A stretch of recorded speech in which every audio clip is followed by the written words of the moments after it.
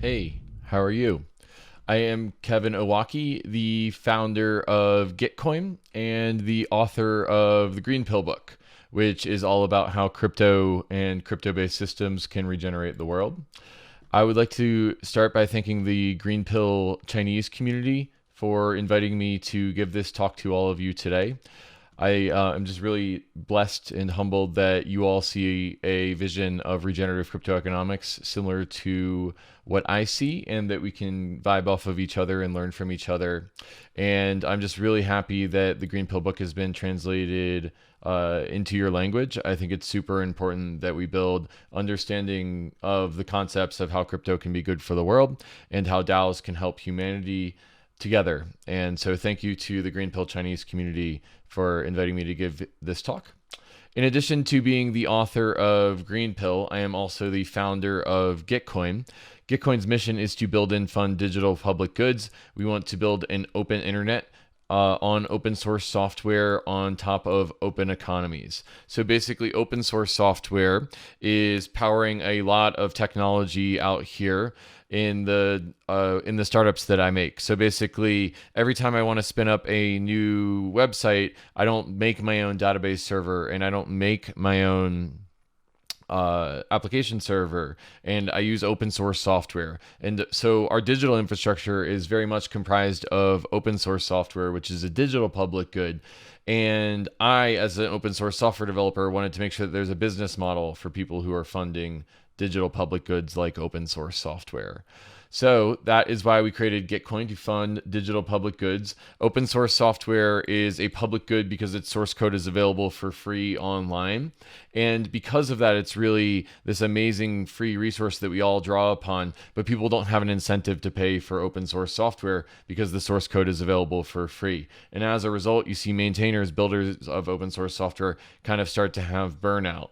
And one of the reasons we started Gitcoin was that we wanted to have open source software be well funded. So we launched Gitcoin and so far have had $65 million worth of funding for open source software, which I'm very thrilled by. Some of the top projects in the Ethereum ecosystem have used Gitcoin in order to fund their open source software developers. So Gitcoin is a place that you can get coins if you are a open source software developer. And we do that primarily with Gitcoin grants, which is a tool, a crowdfunding tool, which basically, let me click Get Grants right here, and I can see a bunch of different projects in the Ethereum ecosystem that are doing really great work. And maybe we'll select a cause round, like there are climate solutions grants that we can take a look at on Gitcoin right now. And basically every quarter, $6 million worth of funding goes through Gitcoin grants. And there's one of the reasons why Gitcoin grants has been really successful so far is because of this thing called quadratic funding. We built this website called WTFisQF.com in order to teach about quadratic funding. Quadratic funding is based off of a paper by Vitalik Buterin and Glenn Weil, who is a researcher at Microsoft. Zoe Hitzig is also an author. And basically, we built this website in order to make it easy to show people how quadratic funding works so they don't have to read the paper. Basically, the way quadratic funding works is that every quarter on Gitcoin, we deliver $3 million of matching funds to a series of grants that are in the Ethereum ecosystem. And we do it according to a crowdfunding campaign. And as opposed to a one-to-one campaign where if two grants raise the same amount of money, they get the same amount of matching. In Gitcoin grants, there's 10x more matching that goes to the project that has 10x more contributors, even if they've just raised the same amount of money. So both projects here raised $10, and the project that has a broader base of support is going to get way more of the matching funds. So this is really powerful because it is allowing projects, when you only vote with $1 at a time, you can have tens or hundreds of dollars worth of matching. So that's an extremely powerful way to get people to take out their wallets and to vote with the money in their wallets.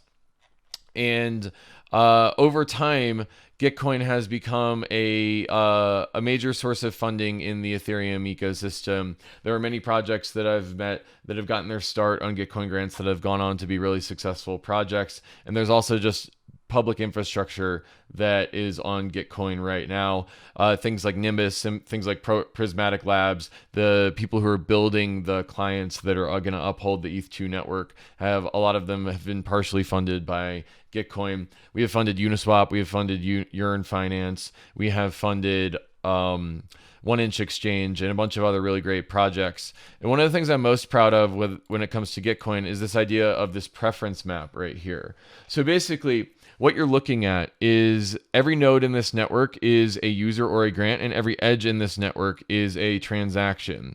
And what you're looking at is a mesh network of the preferences of the Ethereum community for which projects they think are good. And what's really powerful is using quadratic funding. Even $1 can make a difference. We've got a dense preference map of what projects are being funded in the space, and it's in the connections, the hyper connections of this data set, that you're able to find the next up and coming projects in the Ethereum ecosystem. So I'm really proud that not only is Gitcoin a place for the Ethereum ecosystem to fund its values, it's a place for it to define its values. And you can see that over time, we've run 14 rounds of Gitcoin grants. We've gone from having very small preference maps to having very, very large preference maps being expressed on the Gitcoin platform. So it's been really neat to see Gitcoin grow. And there was a certain time in Gitcoin's history in which we realized that we wanted Gitcoin to be governed by the community that it served. And that's when we released GTC, Gitcoin's governance token. So there's this idea in political philosophy that the only valid and legitimate source of governance is the will of the people. And so how do we build a system in which the will of the users, who had funded about $20 million at that time of funding on Gitcoin, now we've funded about $65 million worth of funding on Gitcoin. How do we put them in charge of governing Gitcoin? And so GTC was that. It was our way of creating an ecosystem in which Gitcoin users were in charge of helping govern the platform that was being served. And our launch event was called the Quadratic Lands. So basically, the Quadratic Lands is a mythical place that we envision, in which we've solved all of our coordination failures, in which we're able to fund our shared needs, build and fund our digital public goods. And Gitcoin's governance token is the governance mechanism that is going to help us build an arc that takes us to the Quadratic Lands, a place where we've rewritten the laws of economic gravity such that they represent the fact that we're all in this together and the commons need to be well funded. So with quadratic funding and quadratic voting, you will always have a voice, even if you are a small minnow relative to a whale. And we think that this can power public goods in the information age. So that was the idea behind the Quadratic Lands, was to power digital public goods and make sure that they are well funded.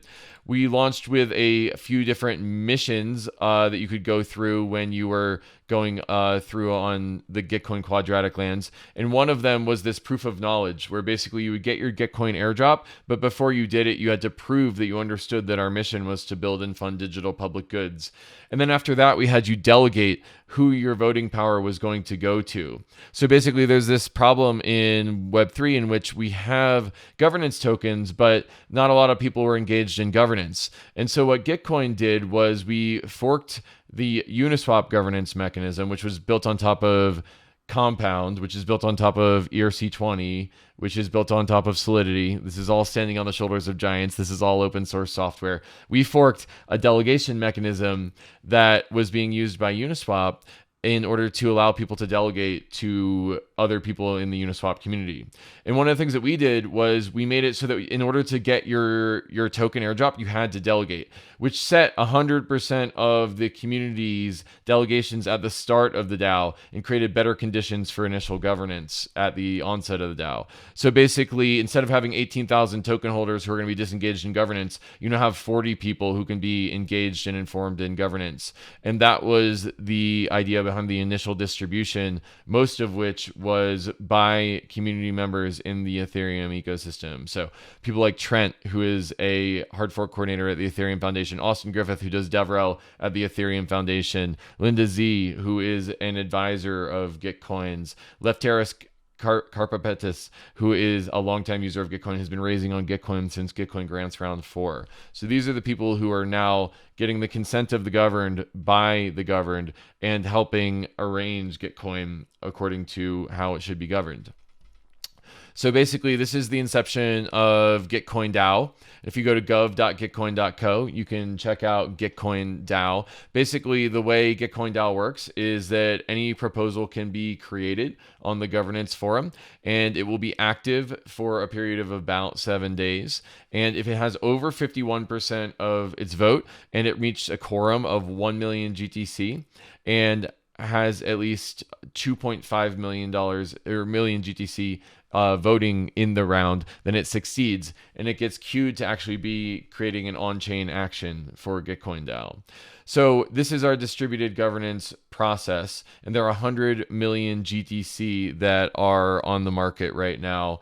And I'm sorry, not on the market, but like out there in the ether right now. And it's in the governance tokens and who holds the governance tokens and how they engage in Gitcoin, which is how the rounds are planned at Gitcoin DAO, how the technology roadmap is decided, how we do fraud defense for the platform, and basically everything with respect to Gitcoin is being governed by the governance token. So I actually wrote this post that I want to share with you entitled "A DAO Has No CEO." And basically the idea behind this post was to say, hey, I founded Gitcoin, but I'm actually going to end up disaffiliating from Gitcoin. And we did that in the summer of this year. We passed the torch to transfer all of the Gitcoin trademarks and Gitcoin intellectual property and any ownership over the launch of the DAO into the Gitcoin Foundation, which is governed by the Gitcoin DAO. And part of the idea here is that DAOs have no CEOs, and it was the decentralized governance that's in charge of Gitcoin in the future. So the decentralized governance has just adopted a purpose and essential intent, which is what guides everything that it does at the DAO. So its purpose is to empower communities to fund their shared needs. And that means that creating a grants protocol that does Gitcoin grants in a more decentralized and modular way is an essential intent. Creating a grants program that uses that protocol to deliver more funding to the Ethereum ecosystem is a major priority. And then, of course, being sustainable and organized are the internal goals that the DAO has set. So these are not goals that I created. Again, I'm disaffiliated from Gitcoin DAO. The DAO has set its own essential intents of what it is doing. So it's been a lot of fun seeing the Gitcoin DAO grow up since I disaffiliated with it a couple months ago. And I am pretty bullish on this idea of Gitcoin grants evolving from socialware to trustware. So basically, the big idea here is that socialware are mechanisms that create assurances in how something's going to work via human relationships with a high social coordination cost. And trustware is a mechanism that creates assurances through technology, which incurs a low social coordination cost. And you can see that Gitcoin has gone from fully socialware, which is governance via social contract, in 2018 to 2001, to being modular socialware. So you've got a bunch of different little work streams that are handling different parts and they have to interop with each other, to being primarily based around trustware. So mechanisms that create assurances through technology. So smart contracts are basically how Gitcoin is going to be governed using trustware software. So this is really neat. And I think that basically what we're doing is at Gitcoin, we're building this hyperstructure that is funding digital public goods. And I'm really proud of that because it means that we are going to be hopefully funding more digital public goods once there's a hyperstructure, an institution in the cloud out there that is focused on this. So what is a hyperstructure? It is something that can run free forever without intermediaries, and you can just trust that it's going to be there. And it's important to see that our digital public goods are funded as we move from relying on institutions in the information age to have digital public goods funded to information age institutions. I hope that what Gitcoin has built becomes systemically important for the Web3 ecosystem and beyond.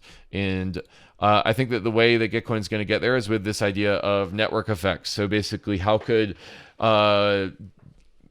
the network grow in utility for every person who joins the network? So more matching funders in Gitcoin grants creates an incentive for more grants which creates more crowdfunders, which creates more value for the matching funders who are building Gitcoin grants. We're also using a tool called Gitcoin Passport in order to identify users in a sovereign, decentralized, and privacy-aware way, and that has its own network effects too. So basically, more stamps that attest that you are a unique user on the Gitcoin network creates more utility, which attracts more dApps to integrating with Gitcoin Passport. And so the idea is over time that the network effects of both of Gitcoin protocols, all of Gitcoin's protocols will grow in network effect over time. And again, I'll just end with this idea of the quadratic lands, which is this world. We're trying to build a vessel to the quadratic lands where your voice counts in funding digital public goods, and that we can power digital public goods in the information age. So that is the 15-minute story of the story arc of Gitcoin DAO from 2017 to 2022. I hope that you enjoyed my talk. I am very active right now in the ecosystem, like I said at the top, with the Green Pill community. So we basically wrote this book called How Crypto Can Regenerate the World, and it takes all of my insights from building Gitcoin and kind of tries to generalize them to what other kind of DAOs could be built in order to regenerate the world with crypto out there. So there are many impact DAOs out there. Gitcoin is just one of them, and I'm very thankful to be focused on growing the whole impact DAO ecosystem right now with my work, now that I've disaffiliated from Gitcoin DAO. So I hope to work in concert with the Green Pill Chinese community, which you can see at cgreenpill on Twitter. And thanks again for inviting me to give this talk. I will see you out there on the Ethernets. Goodbye. Thank you.